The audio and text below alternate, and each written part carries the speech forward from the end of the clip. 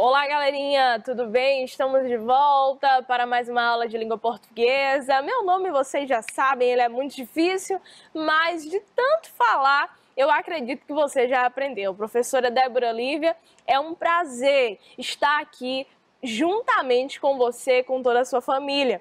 Na aula de hoje, nós continuaremos conversando sobre a pontuação no período composto. E antes de darmos continuidade, antes de iniciarmos as atividades que são do livro, tá bom? Nós vamos responder algumas questões do livro hoje.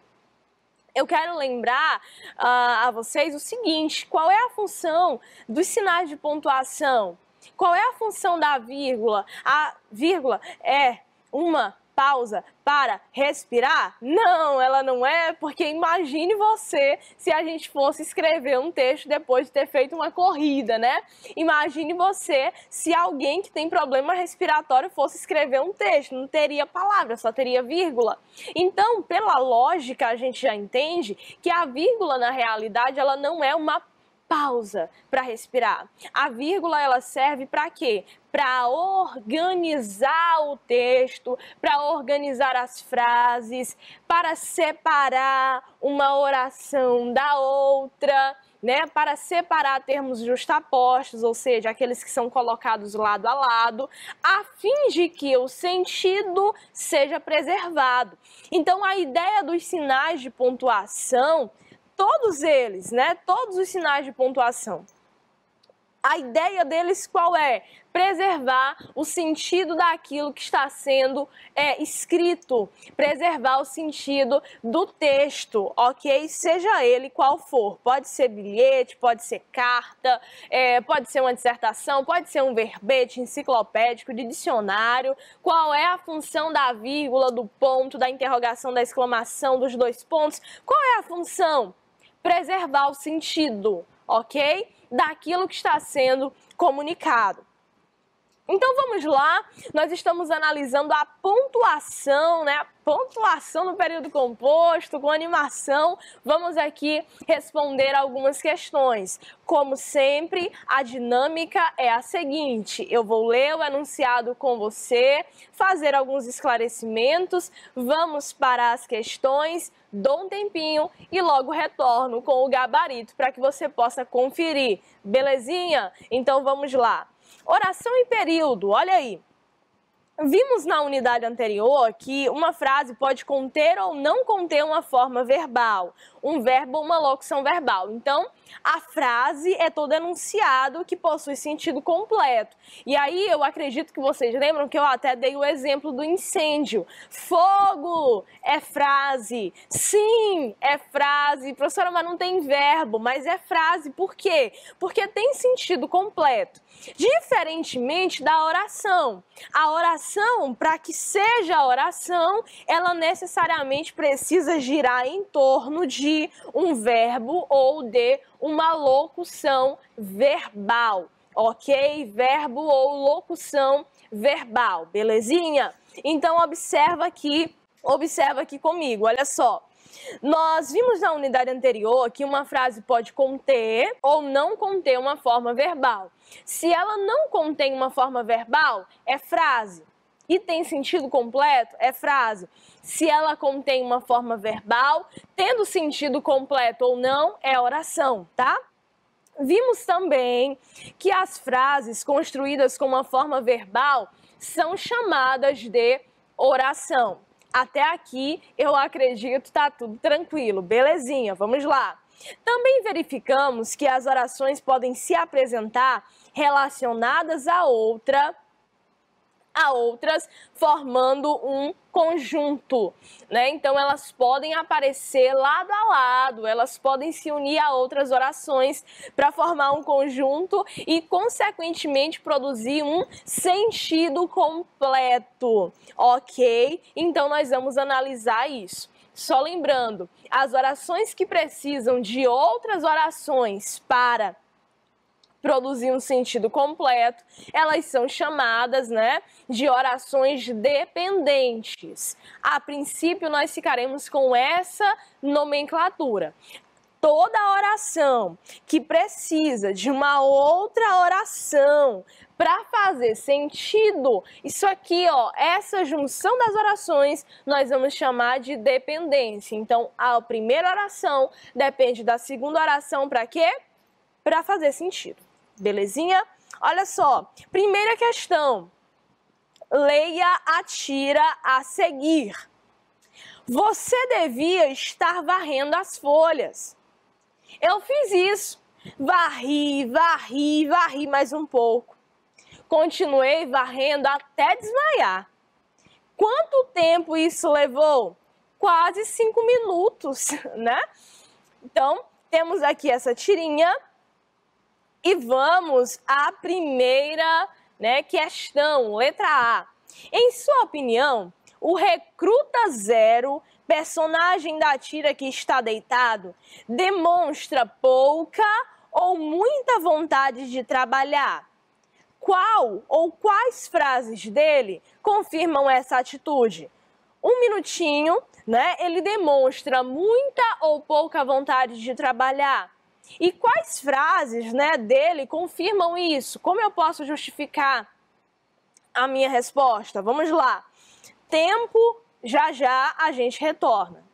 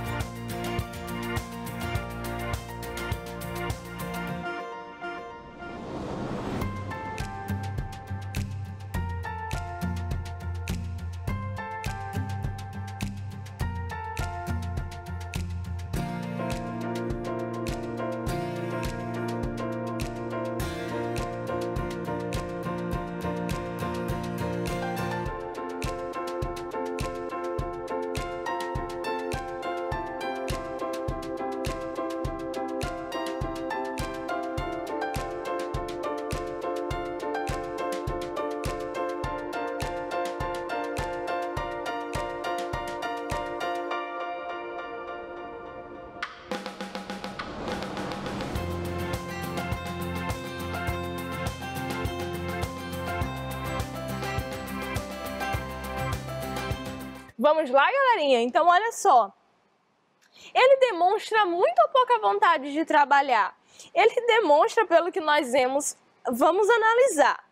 Primeiramente, o nome que é atribuído a ele. Ele é chamado de recruta o quê? Nota 10, é isso? Recruta nota 1000. Não, gente, ele é um recruta zero, né? Por que será?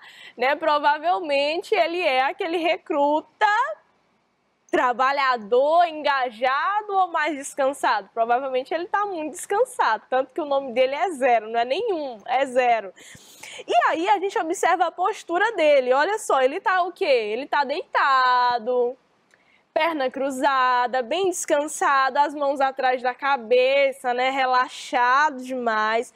O chapéuzinho aqui baixo para cobrir os olhos e não pegar nem a luminosidade aí do ambiente. Tá bom?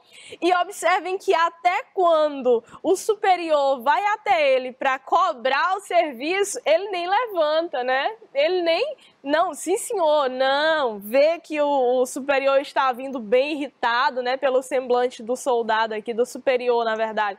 A gente observa que ele está bem irritado, mas mesmo assim o recruta zero, né? Não, eu fiz, né? Eu varri. Ok, então você poderia justificar também, né, observando isso. Professora, eu não tinha nem percebido. Pois é, isso é leitura e é interpretação textual. O texto não verbal, ele nos ajuda também, ele facilita a compreensão dos sentidos, tá? Então, na verdade, o recruta zero, como o próprio nome já sugere, né, ele demonstra pouca vontade, pouco interesse, né? Ele não quer trabalhar. E aí, eu quero só chamar a atenção de vocês para uma outra questão. Observem que a gente tem recruta zero. Se fosse recruta 10, por exemplo, o sentido seria outro. Talvez essa postura nem combinasse com ele, porque pela nossa cultura escolar, né, acadêmica, a gente sempre associa o 10, né, o top 10, nota 10, né, sempre é considerado socialmente o melhor, né, o que está em primeiro lugar, o que se saiu bem. E o nota 0 é justamente aquele que não foi muito bem, né, que não teve um bom desempenho. Então aqui nós temos o recruta 0 e aí a gente já consegue inferir que o desempenho dele aqui nesse contexto, nesse ambiente, não é muito bom, né? Vamos lá, letra B. Em que consiste o humor da Tira? Mais um minutinho para a gente responder, tá bom? E aí eu retorno aqui com o gabarito. Vamos lá.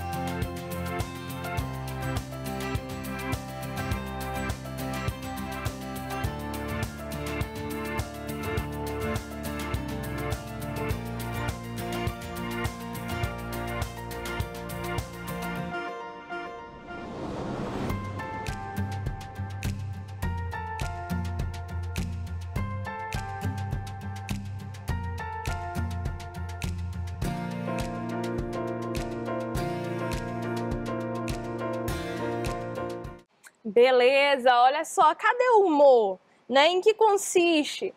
É exatamente no tempo, né? Ele diz que varreu até desmaiar, mas ele não passou nem 5 minutos varrendo, né? E observem, quanto tempo isso levou? Quase 5 minutos, quase, chegou perto e aí eu apaguei e não consegui mais, fiz um esforço muito grande, né? E uma outra observação, a gente verifica, gente, na imagem, eu tô olhando aqui para ela, né, bem ampliada, a gente verifica que o corpo dele, né, a aparência física dele não é de alguém debilitado, né? Ele aparenta estar bem, né, ser uma pessoa saudável, acho que o problema dele é a preguiça mesmo, né? Mas tudo bem, vamos lá. Para enfatizar, a letra C, para enfatizar a tarefa que realizava no trabalho, o personagem emprega um conjunto de 3 orações relacionadas entre si. Qual é esse conjunto e em que balão de fala se encontra? Onde é que eu tenho 3 orações relacionadas entre si? Vamos lá, 1 minuto.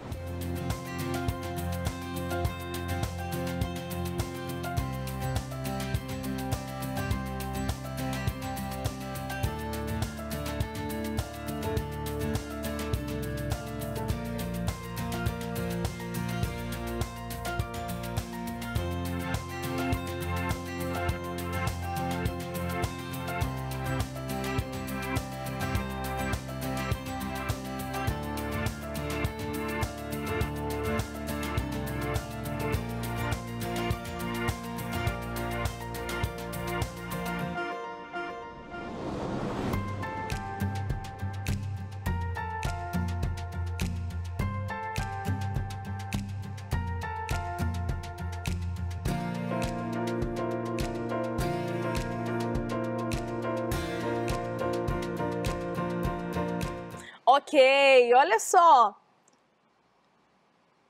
Qual é o conjunto de 3 orações relacionadas entre si? Nós temos aqui, ó, no primeiro quadrinho, o segundo balão do primeiro quadrinho, né? Tá aqui, deixa eu tentar localizar, ó. Aqui, ó. Nós temos varri, varri e varri, né? Temos aqui 3 orações, certo? 3 orações, tá? Vamos em frente. Releia as orações seguintes extraídas da tira e compare-as. Vamos lá. Quais são as orações? Eu fiz isso, varri, varri e varri mais um pouco, né? Como é que a gente pode, aqui eu já trouxe até essa comparação. Qual é a relação, se é que existe, entre uma oração e outra? Na primeira, nós temos apenas um verbo, que é o verbo fazer, eu fiz. Na segunda, nós temos o quê? 3 verbos, né? O mesmo verbo, mas ele aparece 3 vezes formando um conjunto de orações, tá? Então, no primeiro caso, né, nós temos uma única oração e, consequentemente, um período quê? Um período simples. No segundo caso, nós temos 3 orações, um conjunto de orações que vão resultar em um período o quê? Composto. Então, são essas as semelhanças e diferenças entre os dois casos. Semelhanças, elas foram retiradas do mesmo texto. Semelhanças, nós temos orações, né? As duas são, nos dois casos, nós temos orações. Porém, no primeiro nós temos somente uma, no segundo nós temos 3.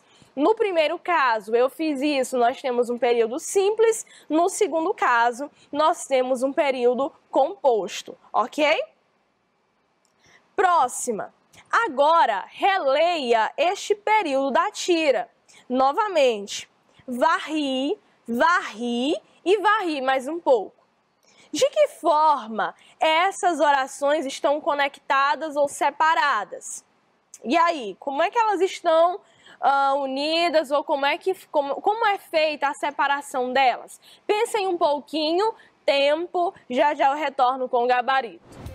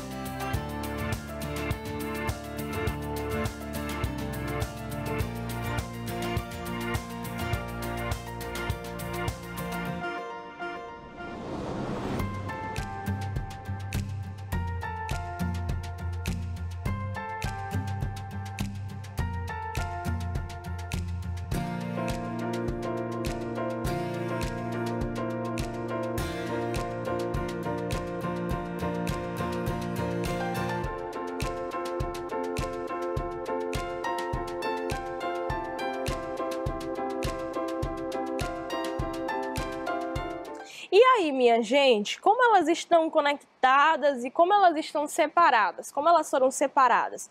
Olha só, nós temos aqui, primeiramente, de maneira geral, elas estão conectadas, elas estão postas lado a lado, formando um só período, né? Mas aí, nós temos, logo após o primeiro varri, nós temos um sinal de pontuação, né? Nós temos um sinal de pontuação aqui. Qual seria ele, né? Nós temos uma vírgula.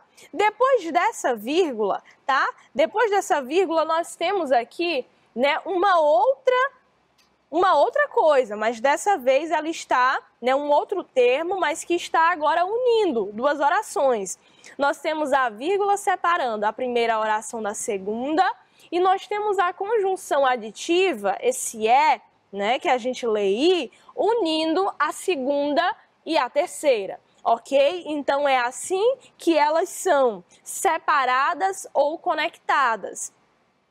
É para isso que serve a pontuação dentro do período composto, tá? Dentro do período composto, nós temos vírgulas, por exemplo, que vão servir para separar as orações que são postas lado a lado, né? Ou que dependem uma da outra. E no finalzinho nós temos o ponto de interrogação, o ponto final, o ponto de exclamação, que funciona como? Funciona como, né, um sinal vermelho. Olha, parou. O período encerra aqui, ok? Próxima questão, dando continuidade às atividades do livro, né, nós temos o seguinte. Releia este trecho do verbete de enciclopédia que lemos anteriormente. Mas a planta é também favorecida. Ao eliminar as sementes da lobeira em suas fezes, o lobo-guará colabora na dispersão dessa espécie. Letra A. Ao observar a quantidade de formas verbais nesse trecho, responda: quantas orações existem nesse período? Vamos lá. Tempo, 1 minutinho. Como é que eu vou identificar as orações, professora? Procura os verbos, tá? Identifique os verbos e depois, consequentemente, você já terá a quantidade de orações. Vamos em frente.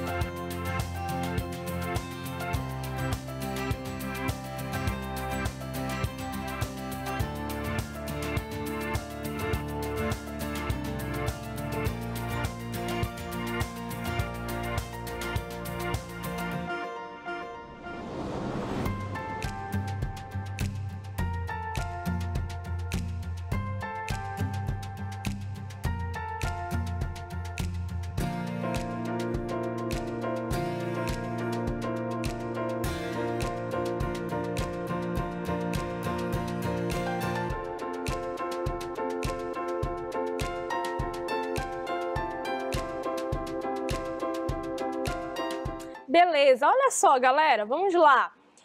Mas a planta também é favorecida. Cadê o verbo? É o primeiro verbo, né? É o primeiro verbo. Ao eliminar as sementes da lobeira em suas fezes, nós temos mais um verbo, eliminar. Então, é o primeiro, eliminar é o segundo. O lobo-guará colabora. Opa, outra ação. Terceiro. Então, nós temos quantos verbos aqui? Nós temos 3 verbos.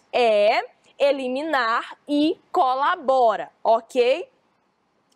Eliminar e colabora. Beleza, professor, identifiquei os verbos. Quantas orações eu tenho? A mesma quantidade de verbos, certo? Vamos colocar em tela cheia para que a gente consiga perceber melhor? Olha aí, nós temos o verbo tá bom? É a primeira oração também. Logo depois, nós temos eliminar. Eliminar, segundo verbo, segunda oração.